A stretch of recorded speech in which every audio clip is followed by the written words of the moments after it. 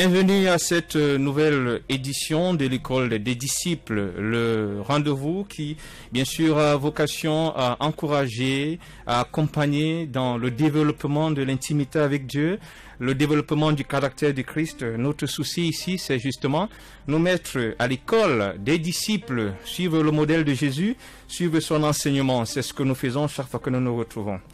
Et ce soir, donc, nous allons aborder une nouvelle leçon, puisque nous parlons de l'école des disciples. Ce soir, nous parlons du miracle autrement. Le miracle autrement, voilà le sujet justement qui nous rassemble ce soir.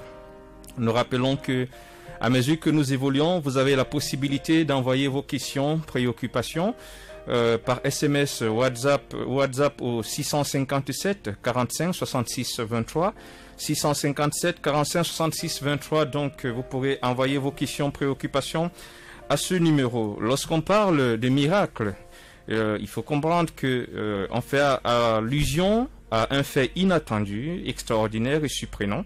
Généralement, le miracle intervient dans un contexte de manque, de besoin ou de crise, c'est-à-dire que lorsqu'on traverse une crise, lorsqu'on est dans un besoin, lorsqu'on est dans un manque, qu'on n'a plus d'espoir et qu'on ne s'attend plus à rien et que soudainement une solution se présente, une brèche, une porte s'ouvre, on est là dans une situation de miracle. C'est pour ça que nous le définissons justement comme un fait inattendu, extraordinaire, surprenant, inespéré, qui apparaît au milieu d'une crise lorsque justement tout semblait perdu.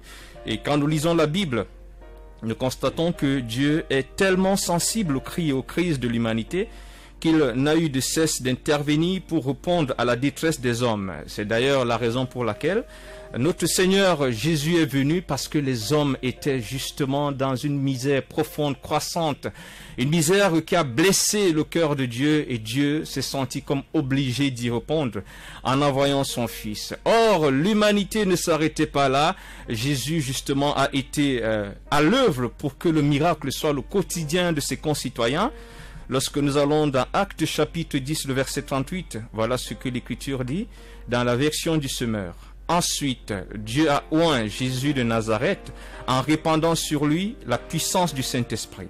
Celui-ci a parcouru le pays en faisant le bien et en guérissant tous ceux qui étaient tombés sous le pouvoir du diable, car Dieu était avec lui. Il avait été spécialement oint pour apporter des solutions, pour apporter des réponses aux cris et aux douleurs. Il ne se contentait pas juste de guérir tous ceux qui étaient tombés sous le pouvoir de l'ennemi, comme dit le verset, mais il faisait également du bien. Il faisait le bien. Il faisait le bien, et ici vraiment on pourrait le développer. Ça veut dire que il se révélait à chaque fois comme étant cette réponse. Il se révélait à chaque fois comme étant cette source de soulagement, et du coup chacun avait son miracle selon la crise qu'il traversait, selon le besoin qu'il traversait. Or, le plan de Dieu pour répondre aux cris des hommes ne s'arrête pas là. Lorsque Jésus, notre Seigneur, finit justement d'accomplir, est déjà même en train d'accomplir ce travail, il attire notre attention. Et c'est là que je voudrais que nous arrivions ce soir ensemble. Nous allons dans Matthieu chapitre 5, à partir du verset 13, nous lisons les versets 13 et 14 de Matthieu 5. Donc, Jésus, voilà ce qu'il dit, ça descend à nous, c'est-à-dire à vous et à moi qui sommes ses disciples. C'est vous qui êtes le sel du monde. Mais si le sel perd son goût, comment pourrait-on le rendre de nouveau salé? Il n'est plus bon à rien. On le jette dehors et les gens marchent dessus. C'est vous qui êtes la lumière du monde. Une ville construite sur une montagne ne peut pas être cachée. C'est vous. Et nous avons particulièrement apprécié cette version parce qu'elle nous permet de nous fixer. C'est-à-dire, ce n'est pas une solution parmi tant d'autres. Autant qu'il était lui, l'agneau de Dieu qui ôte le péché, la solution de Dieu pour le péché, il nous a rappelé que nous sommes le sel du monde. C'est nous. Ça veut dire qu'à un moment, si la saveur vient à manquer, ça veut dire que le sel n'est pas en train de faire son travail. C'est vous le sel. C'est vous le sel, c'est vous la lumière. Le drame, c'est qu'aujourd'hui, on est surpris que celui qui est censé saler élève les mêmes cris que celui qui le devrait saler. Jésus dit, mon frère, ma soeur, Jésus dit que c'est toi le sel. C'est toi le sel. C'est-à-dire, quand on rentre dans la révélation de ce verset, ça nous rappelle toujours le contexte dans lequel Jésus évoluait avec ses disciples. Lorsque la grande foule était là, écoutez, et que la foule se retrouvait affamée, et les disciples proposent à Jésus, renvoie-les qu'ils aillent manger. Jésus leur dit, mais non, parce que Jésus est dans cette solution, dans cette dynamique. C'est que sa présence en nous, notre communion avec lui, nous a enrichis, remplis de cette saveur qui permet qu'à notre tour, nous soyons des sources de solutions. À des moments, nous avons tendance à envoyer les gens vers Jésus, alors que Jésus nous a établis comme la source. Souvent, nous avons cette tendance à invoquer Jésus. Nous sommes devant quelqu'un qui est dans la crise, qui est dans la misère, et on dit, oh Seigneur, alors que le Seigneur dit, tu es le Seigneur. À cette époque, donc, lorsque les disciples demandent, proposent, suggèrent à Jésus de renvoyer la foule afin que chacun aille se débrouiller, Jésus dit, non, donnez-leur. Donnez-leur. Vous êtes pourvoyeurs. C'est la nature divine. Si la divinité vit en nous, Dieu par nature répond aux besoins. Dieu par nature pourvoit aux solutions. Et si c'est son esprit qui nous habite, c'est ce qui devrait être. Et si Jésus est formel, c'est vous qui êtes le sel. C'est vous qui êtes le sel de votre pays. C'est vous qui êtes le sel de votre quartier. Si à un moment il y a la réunion de quartier, et que tout le monde commence à se dire, ah ben vraiment ce quartier ça devient du n'importe quoi, est-ce qu'on va s'en sortir vraiment, il perd de tout son éclat, de toute sa beauté, tu ne devrais pas en tant que disciple de Christ, je viens de dire, ah vraiment ce quartier fut beau, qui nous rendra ce beau quartier, parce que le médecin ne se lamente pas au même titre que le malade, tu es le sel. Ce quartier doit regagner la saveur. Tu es positionné là comme étant ce sac de sel, comme étant cette cuillère ou cette boîte de sel qui doit apporter de la saveur. Et non ceux justement qui vont continuer à se lamenter comme les autres. Nous allons faire un petit arrêt sur justement la caractéristique du sel. S'il nous fallait un peu nous attarder, nous allons essayer de répertorier 3 caractéristiques du sel ou 3 particularités du sel. Premièrement, le sel apporte la saveur. Je crois que chacun de nous a déjà eu à prendre du sel. Le sel apporte la saveur. Lorsque le repas est insipide, lorsqu'il n'a pas de goût et qu'on y mette du sel, ce repas commence à avoir un goût. Et Jésus dit que vous êtes, tu es, je suis le sel. Ça veut dire que lorsque dans notre entourage, il y a des gens qui estiment que leur vie ne vaut pas la peine. Ils estiment que leur existence n'a pas de sens, elle est insipide.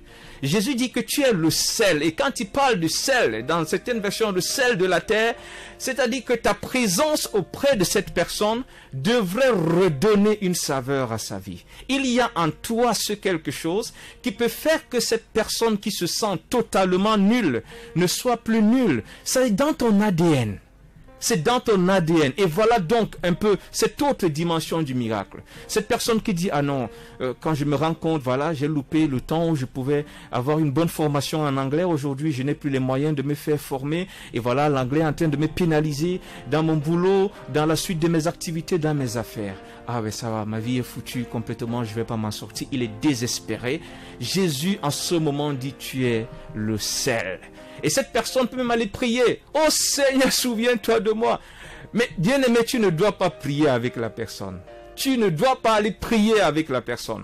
Il faudrait que nous restions un peu dans cette dynamique. Tu es le sel. Le sel apporte la saveur. C'est-à-dire qu'au contact du disciple de Christ, la vie prend une certaine saveur. La vie prend de la hauteur. Là où il y a un disciple de Christ, là il devrait avoir justement une plus-value. Également, si on reste toujours dans notre compréhension ou notre appréciation justement des vertus, des caractéristiques du sel, on constate également que le sel donne soif. Si vous mettez, parfois, prenez un repas qui est trop salé, vous avez tendance à boire beaucoup d'eau. Ça devrait également être ça la vie du disciple de Christ. Les gens qui te côtoient, les gens qui t'observent, en t'observant, en se frottant à toi, doit naître chez eux la soif de Dieu. Et c'est vrai, je loue le Seigneur parce qu'il y a des bien-aimés aujourd'hui. Quand vous passez quelques minutes avec eux, vous avez envie d'aimer Dieu. Vous avez envie de approfondir votre relation avec Dieu. C'est comme si quand vous les voyez, ils déclenchent en vous cette faim et cette soif de Dieu. C'est ça l'effet du sel. Le sel crée la soif. Ce n'est pas normal que dans un environnement où il y a des enfants de Dieu, que personne ne s'intéresse à Dieu. Que Dieu soit comme un élément encombrant. Oui, quand ça arrive, c'est parce que les gens n'ont rien vu d'intéressant. C'est parce que les gens n'ont rien vu qui les challenge. C'est parce que les gens n'ont expérimenté aucune particularité qui se dégage de ce supposé disciple de Jésus. Or, Jésus nous a établis et il dit que nous sommes le sel. Les gens, en observant, devraient avoir soif. Les gens, en nous côtoyant, devraient avoir soif. Les gens devraient arriver à te dire, non mais je ne sais pas comment tu fais, mais j'ai envie d'être comme toi. Je vais être comme toi, je ne sais pas comment tu fais. Tu es exactement ce que j'aurais dû être.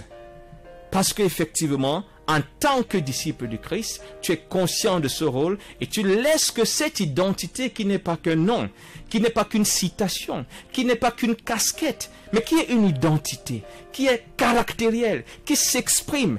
Cette identité donc relâche ses vertus et voilà, quelqu'un qui te regarde et te dit, j'ai envie d'être comme toi. Mais tu fais comment? Parce que ton sel, ta salinité aura opéré. La troisième caractéristique du sel, sur laquelle nous voulons nous attarder ce soir, c'est que le sel évite la décomposition. C'est un conservateur, les gens ne le savent pas, on se sert parfois du sel pour conserver du poisson, pour conserver beaucoup de choses. Le sel arrête la décomposition. Et on s'attend donc à ce que le disciple de Christ, dans un environnement où les mœurs commencent à se dégrader, qu'il ne soit pas ce facteur qui participe à la dégradation. Lorsque la société commence à se dégrader, le disciple de Christ doit être l'exemple, la référence. Il ne participe pas à la dégradation de la société. Il est dans une posture de cette corruption, cette hypocrisie, cette manipulation, ce tribalisme, ce racisme ne passera pas par moi. Quand ça arrive à mon niveau, ça s'arrête. Je ne suis pas un vecteur de la décomposition. Je suis celui qui arrête la décomposition. Je suis celui qui empêche que les choses se dégradent. C'est mon mandat. C'est dans mon ADN d'empêcher que les choses se dégradent. Alors, bien aimé, lorsque on commence par exemple à te trouver dans toutes les querelles, dans toutes les calomnies, dans des choses qui permettent de transférer la haine d'un coin vers un autre, dans toutes les pratiques qui sont même dans notre société, c'est-à-dire du point de vue de la raison, du point de vue du bon sens, ces choses qui sont condamnables et qu'on te retrouve là-dedans, tu participes à la décomposition, ne perds pas de vue. Jésus a dit, c'est toi le sel. C'est toi le sel. Ta présence empêche que la décomposition s'installe. Ta présence crée la soif de Dieu. Ta présence apporte de la saveur aux gens autour de toi. Et il faudrait que cette dynamique puisse t'animer. Il ne s'arrête pas là. Jésus va plus loin en disant, c'est vous qui êtes la lumière du monde. C'est vous. Le monde vit dans une sorte d'obscurité. Vous êtes là pour éclairer. Quand on vous regarde, on devrait voir ce qui est normal. On devrait voir ce qui est logique. Quand on vient dans ta maison, quand on regarde ton foyer, on devait dire, voilà ce que c'est que le mariage. Quand on regarde ton mariage, on doit voir ce que Dieu a pensé, ce à quoi Dieu a pensé quand il a institué le mariage. En te regardant, on doit voir la norme. Tu es le représentant de la norme divine. Celui à travers qui cette norme est transmise. Celui qui permet à quelqu'un de se rendre compte qu'il est dans une situation anormale. Est-ce que vous savez qu'il y a des gens qui s'imaginent que c'est impossible? Je me rappelle récemment, j'étais à l'hôpital et pendant qu'on était on m'a posé une question, on m'a demandé, je vous le partage comme ça, votre dernier test de VIH, ça date de quand? J'ai dit, oh, c'est comme si ça va faire plus d'un an. Dis-moi, entre temps, vous avez fait comment? Je dis, fait comment? Et le paradoxe, c'est que c'est le professionnel de santé qui me pose la question. Vous avez fait comment? Vous avez toujours eu des rapports pour te dire? Je dis, avec qui? Avec qui? Ben, vous voulez dire que je dis, non, ben, je suis marié. Les seuls rapports que j'ai, c'est avec ma femme. Voyez, c'était un peu impressionnant pour ce professionnel de santé. Chez certains, c'est une norme. C'est une norme d'avoir justement ces à côté, ce premier, ce deuxième bureau, qui va leur permettre de comprendre qu'il est possible de ne pas être ce que la société donne l'impression que c'est la norme. Tu es la lumière. Celui qui, quand on le regarde, on voit ce qui est normal, on apprend ce qui est normal et on s'aligne justement sur la fréquence de ce qui est normal. Et tant que nous sommes dans cette dynamique qui nous est révélée dans cette portion de l'Écriture, il faut le dire, souvent on a beau débattre, les paroles de Paul, c'est les paroles de Paul. Ici, c'est pas Paul qui parle, c'est le Maître lui-même qui parle. Et il dit, mes brebis entendent ma voix et me suivent. C'est le Maître, c'est ton Seigneur qui parle. Il dit que c'est toi le sel. Il dit que c'est toi la lumière. Mais la question c'est, est-ce que tu es le sel? On s'arrêtera en se posant la question, voici une journée qui est en train de se terminer. Combien de vies as-tu salées aujourd'hui? Si on prend les 3 propriétés du sel, quelles sont les personnes qui ont trouvé le sourire aujourd'hui parce que tu as posé une action, parce que tu as fait quelque chose? Quelles sont les personnes qui aujourd'hui ont eu soif de Dieu parce qu'ils ont vu une de tes actions, parce qu'ils t'ont écouté, parce qu'ils se sont approchés de toi? Aujourd'hui, quel est le processus de décomposition que tu as stoppé? Il y en a tellement autour de nous. Il y en a dans nos familles, il y en a dans nos quartiers, les commérages, les haines, et ainsi de suite, des fausses accusations, la corruption. Et il y a beaucoup de choses. Mais en quoi est-ce qu'aujourd'hui, tu as été ce facteur qui arrête la décomposition? Nous avons chacun de nous. Et quand le Seigneur le dit, il est question déjà que nous prenions conscience et que chacun comprenne que, en tant que disciple de Christ, ce qu'il est, ce qu'il a, doit produire un effet dans son entourage. Tu es le sel de la terre. Tu es la lumière du monde. Nous avons marqué un arrêt. Le temps, bien sûr, pour chacun à la maison. Peut-être il y a des questions ou des préoccupations. Vous aurez l'occasion de les envoyer au 657 45 66 23. Nous prenons une pause musicale et puis nous allons revenir tout de suite après. Restons à l'écoute. Nous sommes à l'école des disciples et aujourd'hui nous sommes à l'école du miracle autrement.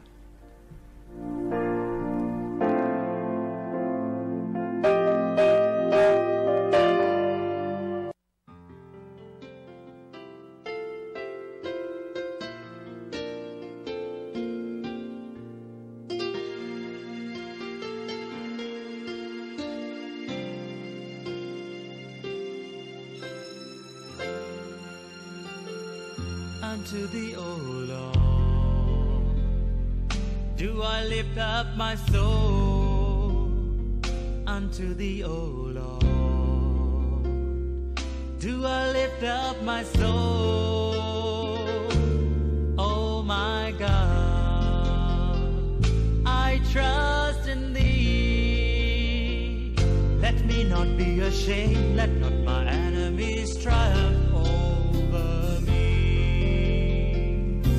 Like them that way, on thee be ashamed. Even them that way, on thee be ashamed. Oh my God, I trust in thee. Let me not be ashamed, let not my enemies triumph over me.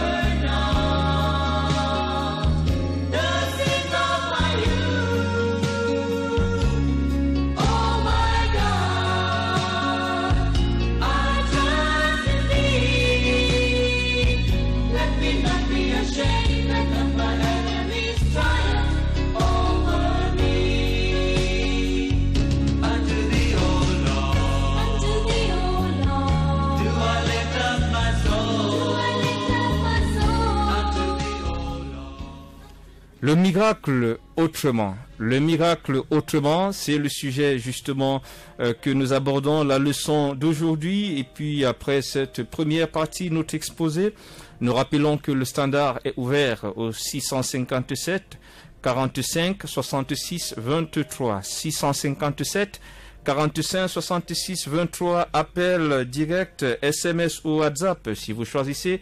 Réagir par SMS, c'est important de signer, que nous sachions bien sûr qui nous écrit, depuis quel pays, depuis quelle ville, parce que certainement également nous sommes écoutés hors d'ici. Donc le disciple de Christ comme étant un faiseur de miracles. Voilà l'objectif que nous voulons atteindre aujourd'hui. Et nous profitons justement de ce temps aussi pour interpeller chacun. Depuis le début de l'année, quelles sont les vies qui ont tes traces? Quelles sont les vies qui ont tes marques? Qu'est-ce que tu es en train de faire pour distiller justement cette saveur autour de toi? C'est vrai, ça devient difficile lorsqu'on est centré sur soi, à une époque où tout le monde semble vouloir se servir de Dieu pour se réaliser. On ne pense qu'à soi, à ce qui peut nous développer. La culture justement de la transformation, de l'enrichissement de l'autre disparaît. Et bien voilà, donc lorsque déjà on est dans cette dynamique-là, ça sera très difficile justement d'apporter de la saveur. Lorsqu'on est centré sur soi, sur ce qu'on veut avoir, sur ce à quoi on aspire, sur ce qu'on estime être bien pour soi, l'autre ne compte pas du tout. Et du coup, on peut facilement faire 2 jours. Nous en sommes même arrivés, quelques-uns parmi nous, à avoir des voisins qu'ils ne saluent pas. Ils ont des voisins qu'ils ne saluent pas. Il y a des voisins, des collègues qu'ils ne saluent pas. Alors, on se pose la question, si déjà le simple bonjour, le simple salut, qui ne coûte ni carburant, ni argent, qui ne coûte absolument rien, on a du mal à donner, qu'est-ce que nous pouvons faire lorsque la personne, la vie de la personne est vraiment en difficulté? Si nous ne pouvons pas déjà lui apporter ce signe de vie en la saluant, est-ce que nous serons capables de nous investir pour que sa vie puisse gagner justement en qualité à travers justement des efforts ou des engagements personnels? Or, nous prenons exemple sur notre Seigneur. C'est normal qu'il nous rappelle que nous sommes le sel, que nous sommes la lumière, parce que lui-même il a été. Et justement, si on a utilisé le terme chrétien, c'est parce qu'on a vu des gens qui faisaient comme le Christ. Nous sommes censés comme lui, nous l'avons lu tout à l'heure. Jésus allait de ville en ville, faisant du bien, et il s'arrangeait à guérir tous ceux qui étaient tombés sous le pouvoir du diable. Il apportait des solutions. Il apportait des solutions. Et il a développé cette culture qui consiste à ne faire aucun cas de lui. La Bible nous dit qu'il s'est dépouillé. Il a oublié son statut, il a oublié sa divinité, il a quitté sa gloire, il est entré dans ce monde rempli de souillures et il ne s'est pas limité à entrer, il a donné de son temps, de sa vie, de tout ce qu'il avait pour que nos vies changent. Et il attend de nous que nous soyons justement ces personnes qui transforment les vies autour d'eux. Quelles sont les vies que tu es en train de transformer? Qu'est-ce que tu es en train de faire qui apporte de la saveur à la vie de quelqu'un? Qu'est-ce que tu fais? Qu'est-ce que tu manifestes qui amène quelqu'un à avoir envie de servir Dieu, à s'intéresser à Dieu? Est-ce qu'en te regardant faire, est-ce qu'en voyant tes initiatives, est-ce qu'en voyant tes actions, est-ce qu'en voyant tes agissements, quelqu'un a envie de connaître le Dieu que tu sais? Parce qu'il faut rappeler quand même, il faut rappeler le verset, voilà, évoluons à partir du verset 15 de Matthieu 5. Au verset 16, autant pour moi, c'est ainsi que votre lumière doit briller devant les hommes, afin qu'ils voient le bien que vous faites et qu'ils louent votre Père qui est dans les cieux. Si les hommes ne parviennent pas à louer Dieu, à prendre conscience de Dieu, à travers ta vie, il y a un problème. À travers ta vie, les gens doivent prendre conscience de Dieu. En voyant ce que tu fais, ce qui se manifeste de toi, les gens doivent prendre conscience de Dieu. Si dans ta famille, si parmi tes collègues, si parmi les gens de ton quartier, les gens de ta réunion, de ton association, les gens continuent à être inconscients de Dieu, alors que tu es là, ben, il y a un souci. Le plus souvent, nous nous disons que c'est à force de parler. On se dit, il faut qu'on leur rappelle tout le temps, Dieu existe, l'éternité approche, c'est pas mauvais. C'est pas mauvais, mais pour plusieurs, c'est de la littérature. Ils ont envie de vivre quelque chose. Il y a des expériences qui ont un peu cet effet explosif dans les consciences. Parce qu'en t'observant, parce qu'en te voyant agir, parce qu'en t'entendant parler, parce qu'en voyant tes prises de position, parce qu'en voyant un peu les valeurs que tu prônes, on se dit, mais c'est possible ça? Si cette personne qui est à peu près, parfois on a eu cette grâce-là d'avoir des faits, quelqu'un dit, mais j'ai marché avec ce garçon, c'était mon camarade de classe, s'il a pu être transformé comme ça, Dieu existe. S'il est séquel, Dieu existe. Que disent tes anciens camarades, tes collègues, tes anciens collègues, ceux avec qui tu faisais des choses pas bonnes hier? Est-ce que quand ils te regardent, ça les amène à prendre conscience de Dieu, l'existence de Dieu, de la capacité de Dieu, de l'amour de Dieu? La vie d'un disciple de Christ ne doit pas être insipide. La vie d'un disciple de Christ ne doit pas être muette. La vie d'un disciple de Christ ne doit pas être banale. La vie d'un disciple de Christ doit être expressive, parce qu'elle est remplie justement de cette saveur, et cette saveur qui est destinée justement à impacter les gens autour de soi. Nous continuons à garder le standard ouvert pour les questions et les préoccupations. Il nous reste quelques petites minutes. Nous voulons donc permettre aux uns aux autres qui auraient des questions, des préoccupations, ou bien des difficultés même, par rapport à ce que nous sommes en train d'aborder ce soir, qu'ils nous contactent au 657 45 66 23. 657 45 66 23, appel direct, SMS ou WhatsApp.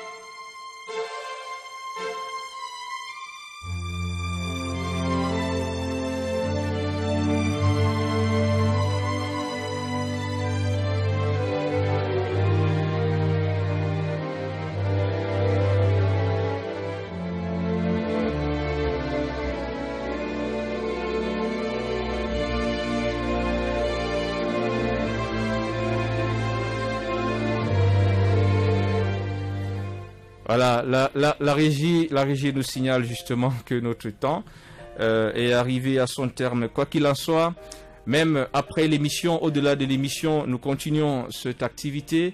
Donc, vous avez des questions, des préoccupations, même après l'émission, vous pourrez facilement nous contacter par SMS, WhatsApp ou tout simplement aussi par appel au 657 45 66 23. Restons conscients de notre statut de sel de la terre et de lumière du monde. Que le Seigneur nous garde. Rendez-vous la semaine prochaine. Que Dieu nous bénisse.